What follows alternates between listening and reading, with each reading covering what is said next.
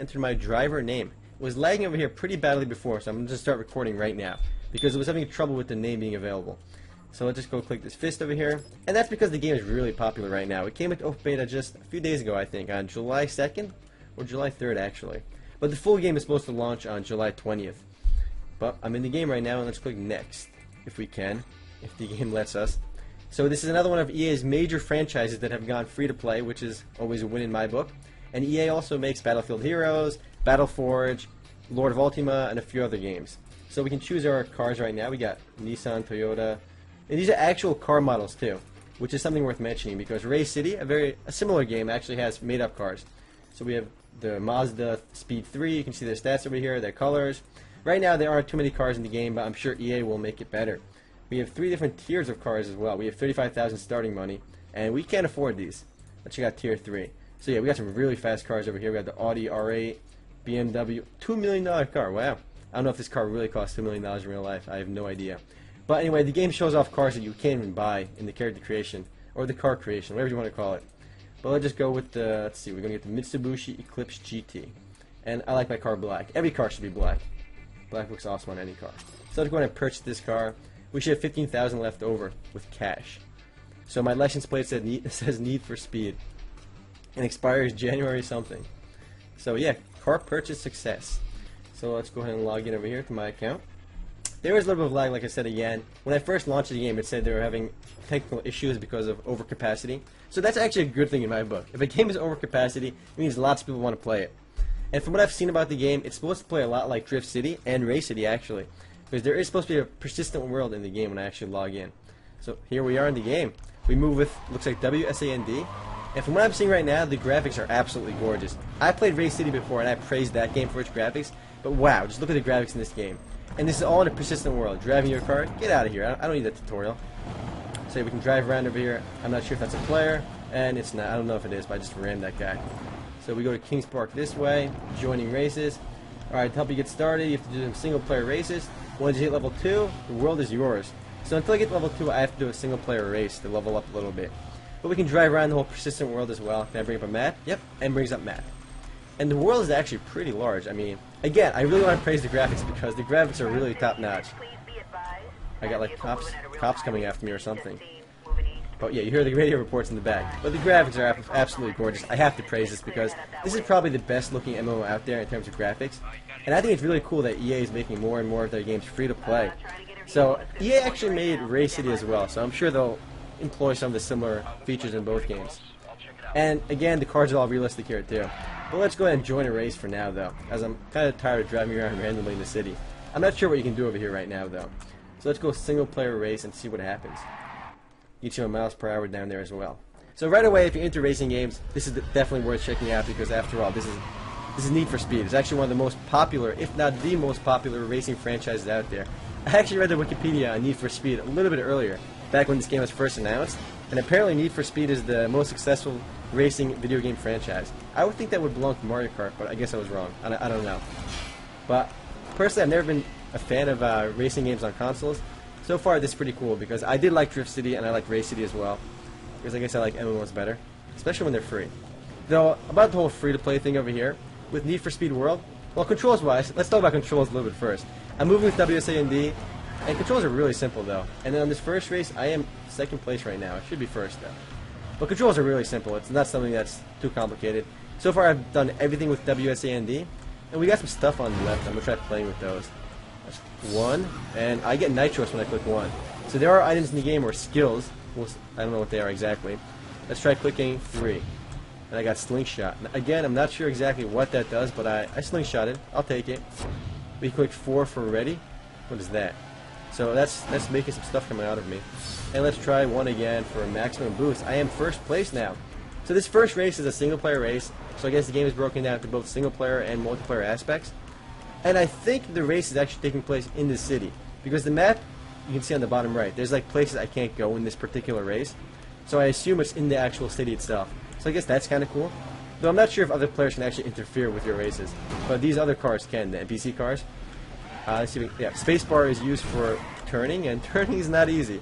So, pro tip, never use a spacebar, because it just slows you down. I guess you can drift with it, but I don't exactly know how to do that too efficiently yet. I am 93% done with this stage, so the first stage is apparently really easy. So let's boost again with nitros. So where's the nitros even coming out of? It looks like it's coming out of my backlights. So obviously it's a single player race, so I'm really the only one over here. I finished this in 1 minute 50 seconds. First place me. So actually 1 minute 52 seconds. So let's click next. I got power-ups used. Click next on this, and I earned 150 rep. So I got some reputation for that race. Skip that. I got 300 cash, which I can use to customize my car, I imagine. After all, you can do that in Drift City and Race City as well. It's actually pretty cool because if you guys haven't heard of Race City, it's sort of in between Drift City and Need for Speed World in terms of graphics. And it's also made by EA.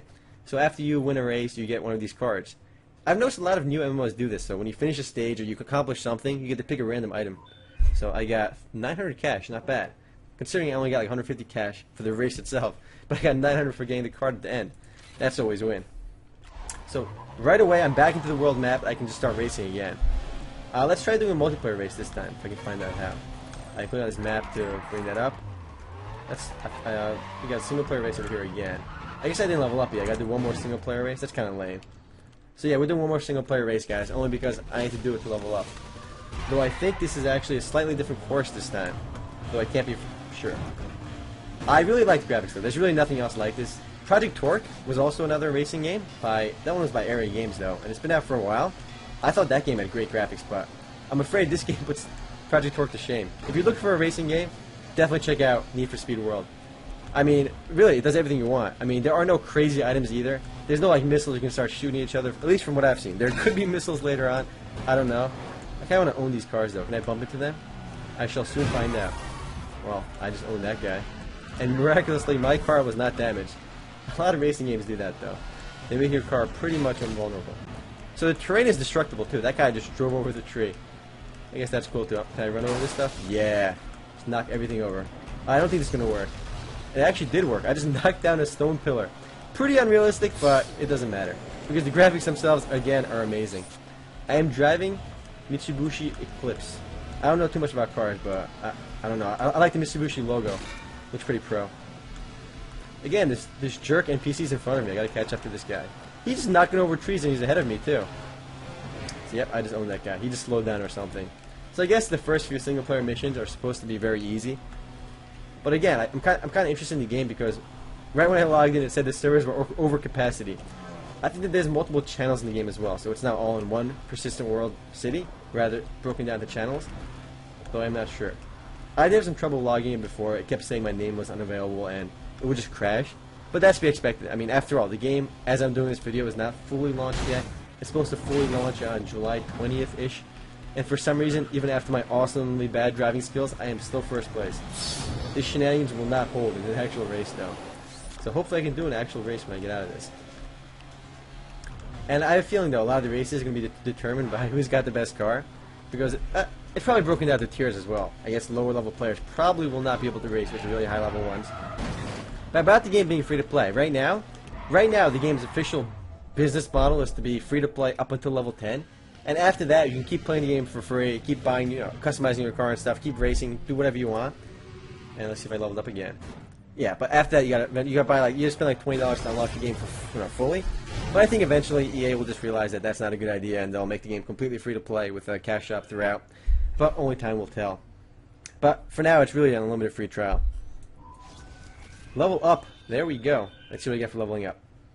Hopefully we got some RPG elements in here too. Otherwise, it'd be more of a standard racer, almost like Project Torque.